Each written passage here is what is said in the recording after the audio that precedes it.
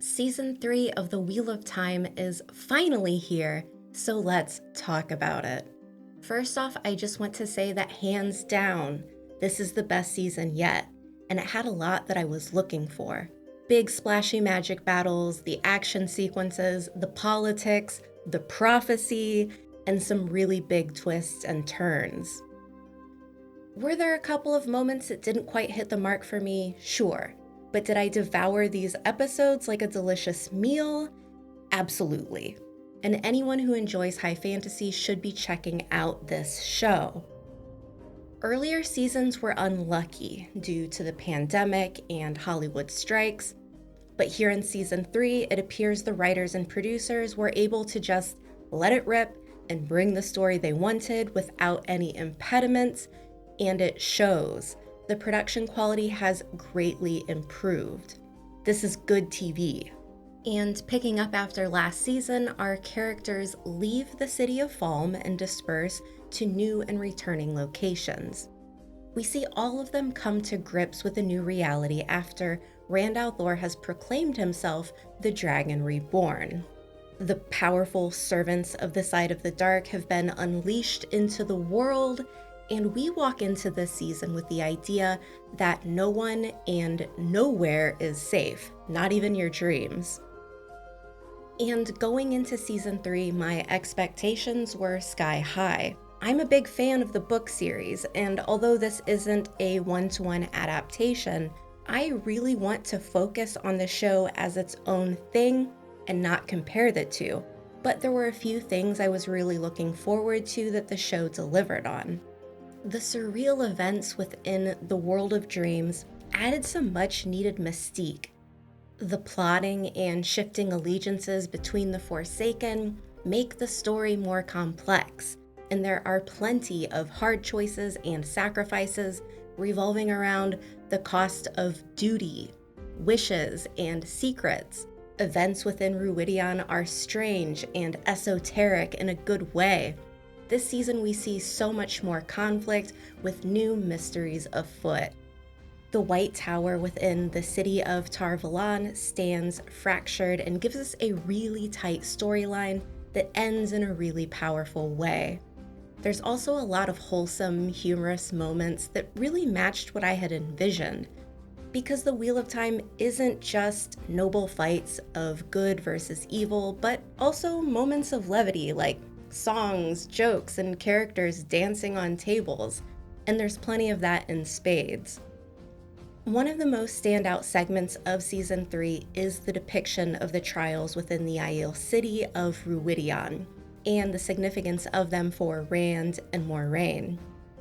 There is so much heart in this part of the story, and not only is it expanded upon, but it becomes the tipping point of the entire season. Of all the younger characters, Rand al'Thor stands out the most, and he's given an abundance of development, with nearly a whole episode dedicated to him. And Josha Stradowski goes all in. His performance is equal parts raw, commanding, and unforgettable. He doesn't just play the Dragon Reborn, he truly becomes him. And as usual, Rosamund Pike and Sophie Okonedo as Moiraine Damodred and Swan Sanche give monumental weight to the story.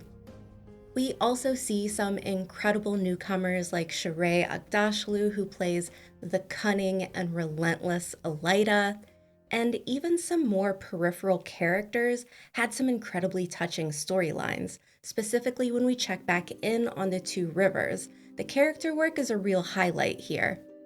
And this season takes everything up a notch. The visuals and production design are also a step up, bringing in new places and cultures.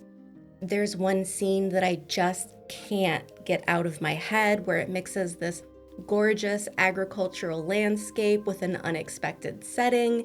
And as someone who's loved these books for years, I just have to say, huge props to the team for pulling off some of these scenes in such a beautiful way.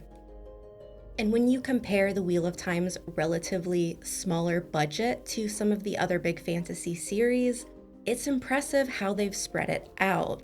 This season, we see our biggest and most impressive displays of channeling the magic of this world in a way that shows just how powerful some of our characters are.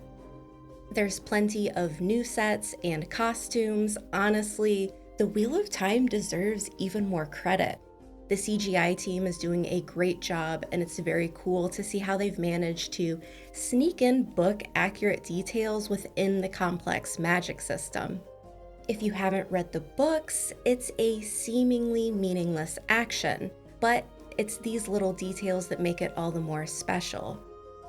There's also some really fun practical effects as well with some of our creature elements. But as far as themes this season, be prepared to focus on sacrifice, trust, the cost of leadership, fate, and cultural understanding. And while these all sound pretty heavy, you can expect a true mix of tones. It sits somewhere in the middle between hopeful, whimsical, dark, and intricate storytelling.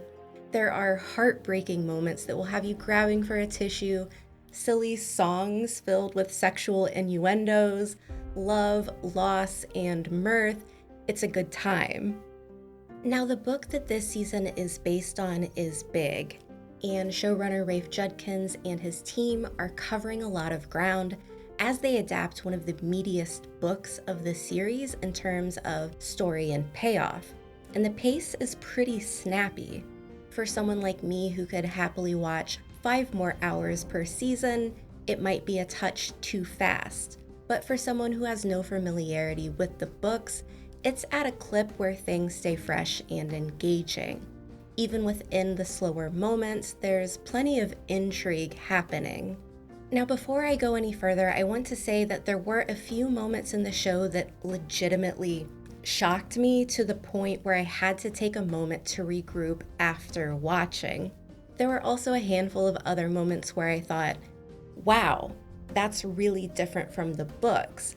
But I could see the vision and where the characters' storylines will go from there, and those felt like perfectly logical choices. However, if you're a hardcore book fan, you may need time to adjust to some of the changes. And my final verdict is very positive. The Wheel of Time is everything I'm asking for in fantasy right now. Season 3 embraces the past and future in a way that makes it stand out. It's fantasy, it's science fiction, it's campy and lighthearted, but also dark and emotional. Our characters are steadily gaining power, skill, and knowledge. And even when we see big payoff and big resolution at the end of this season, there were also some twists that have me jonesing to see what happens next. My final thoughts linger on Randall Thor. Fans of the books are truly fortunate to see Josha Stradowski bring one of fantasy's most powerful characters to life with such a performance, and it would be a crime not to see it unfold further.